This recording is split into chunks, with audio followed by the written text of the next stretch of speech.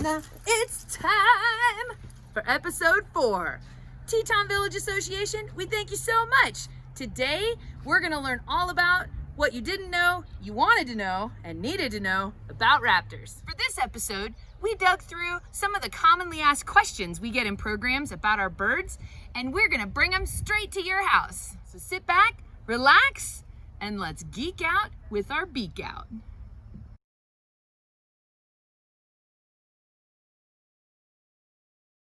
People often meet our eagles and comment that eagles they've spotted in Alaska appeared a lot larger. The fact is, they were. There's an ecological principle out there called Bergmann's Rule. Bergmann's Rule tells us that as we go up in latitude, where the air tends to be much colder and the climate is more severe, animals tend to be larger.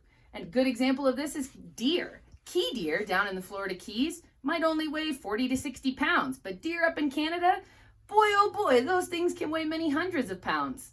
Same thing is true with raptors. As you go north in latitude, the birds tend to be larger on average. An eagle in Florida might only weigh 5 or 6 pounds if it's a male, but in Alaska, a male might weigh 8 or 9 pounds. Pretty cool stuff.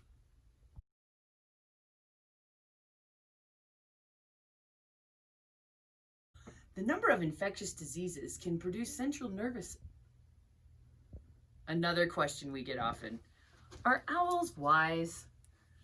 Well, that's sort of a complicated answer. Can these guys hunt with some of the best instincts on planet Earth? Absolutely. And do they have complex social structures and social communities? We're learning more about that every day, but right now, we certainly feel like they're not nearly as social as things like ravens or dolphins or primates or humans for that matter. Wise is a really hard word to define, but these guys just really aren't built for problem solving the way other animals are. And learning new things takes a lot of repetition for these guys.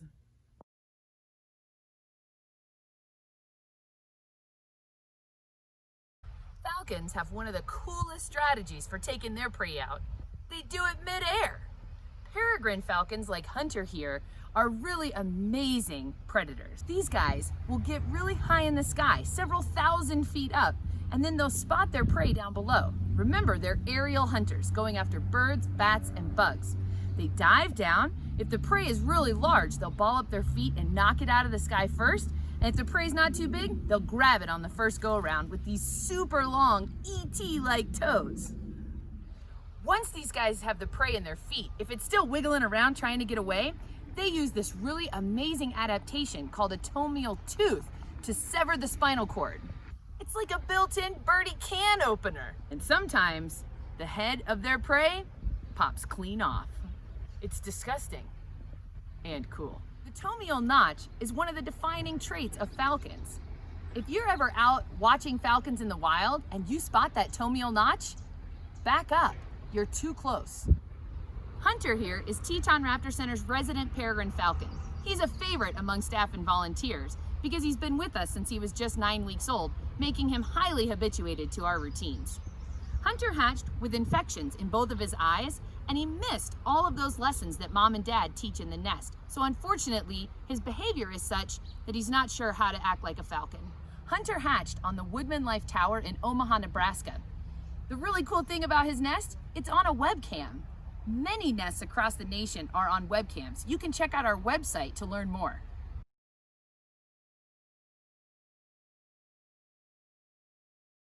We get several pretty regular questions when people meet our owls. The first is, can that bird really turn its head 360 degrees? The short answer is yes, she could do it, but only once because her head would fall off. The longer answer is no, they can't turn their head 360 degrees. They can, however, go 270 degrees, 3 full quarters of a turn. The next question is why? Why do they need to be able to turn their head so far? That has to do with their eyeballs.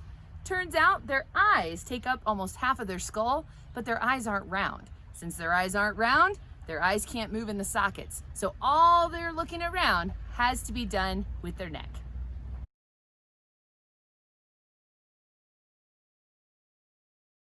Most kids' books teach us that owls are only nocturnal. Nocturnal, nocturnal, nocturnal. Out at night, out at night. And while it's true that owls tend to be very active at night, and they're more than capable of being active in virtually no light, they're capable of being out in the daytime too. I've yet to meet an owl that had food pass in front of it and have it say, "Gee, I wish it was dark so I could eat that." The word we use to describe many owl species is crepuscular. That means they're most active around sunrise and sunset. Remember, an owl can be out at night, but they're not only out at night. Owls like to be awake at night because that's a way they can avoid competition with diurnal raptors such as hawks and eagles. But if you see one out active during the day, it doesn't automatically mean that it's sick. Stand back, watch for a minute, and make sure it really needs help before you intervene. Owls have some of the coolest adaptations on planet Earth. They can hear tiny rodents skittering around in the leaves and bushes down below, and their eyes can take in about 100 times more light than ours can in really low light like moonlight. Otis and Train are Teton Raptor Center's resident eastern screech owls. Screech owls are small, cavity nesting owls that reside primarily in the eastern United States, from North Dakota all the way to Texas and east. These guys are both victims of collisions, the #1 reason birds are admitted to Teton Raptor Center. Otis was likely a collision with a vehicle, and Train, well, you can figure that out.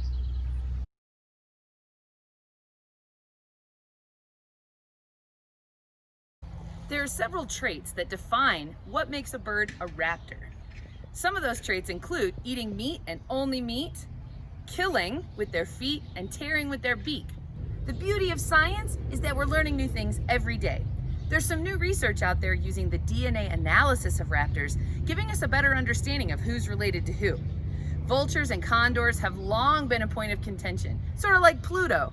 Are they a raptor? Aren't they a raptor? The latest evidence suggests, yes, they are included in the raptor family. So instead of all killing with their feet, the word raptor means to seize with force and carry away.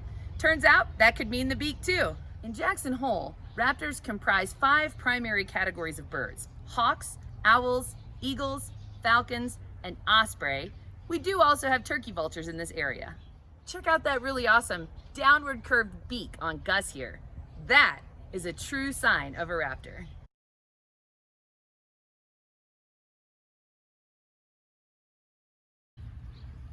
One of the most common questions we get about eagles is whether or not bald eagles can swim. There's a lot of misinformation out there. Turns out, yeah, they can swim.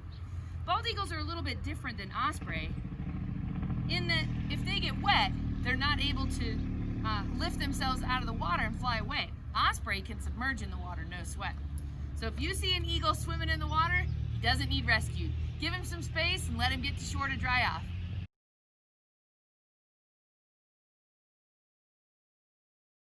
In school, you may have remembered learning about the difference between habitat and niche. Habitat is where an animal lives, and niche is how they live.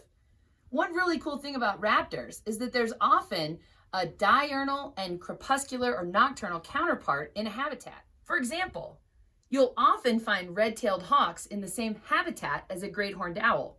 They feed on much the same food, but the way they avoid competition is that the red tail comes out middle of the day and the great horned owls handle sunset through sunrise. Owlie is Teton Raptor Center's oldest resident at 18 years old. She was struck by a vehicle right here in Wilson, Wyoming back in 2002. It damaged her wing and she's unable to fly. Great horned owls are the most common raptor that comes into our rehabilitation clinic, and about 30% of our patients are great horned owls each year.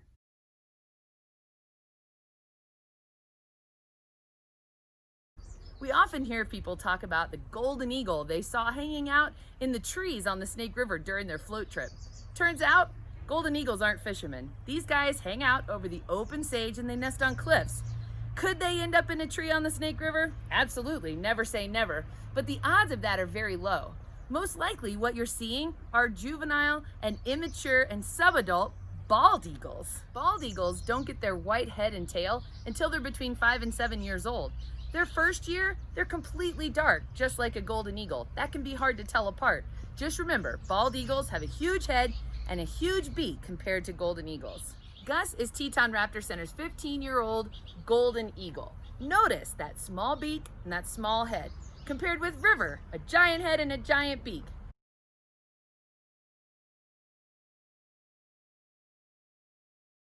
We field a lot of questions about why we only work with raptors and what our rehabilitation clinic is all about.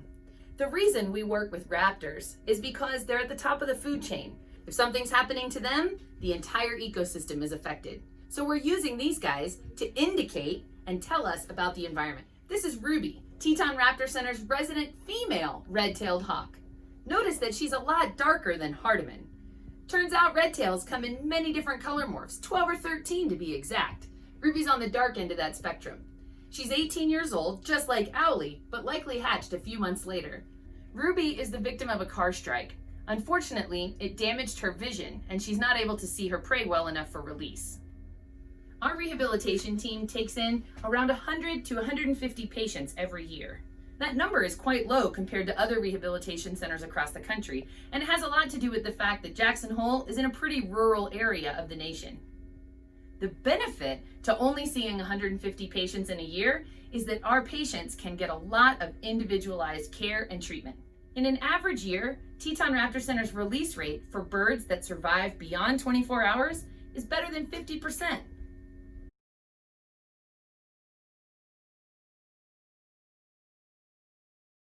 We've said it before in other episodes, but we'll say it again. There are things you can do every day to help raptors in your community, especially your local rehabilitation center. Get that phone number, put it in your phone now so that if you come across injured wildlife, you know who to call. Check in with your local rehabilitation center and see if they need help. Do they just need some towels donated? Maybe a little bit of your time? It can be really rewarding work. And there you have it. If you have additional questions, don't hesitate to comment below. We'll be glad to get back to you. Thanks again to Teton Village Association for sponsoring this series. Be sure if you come to Jackson Hole to do so safely and responsibly. See you soon!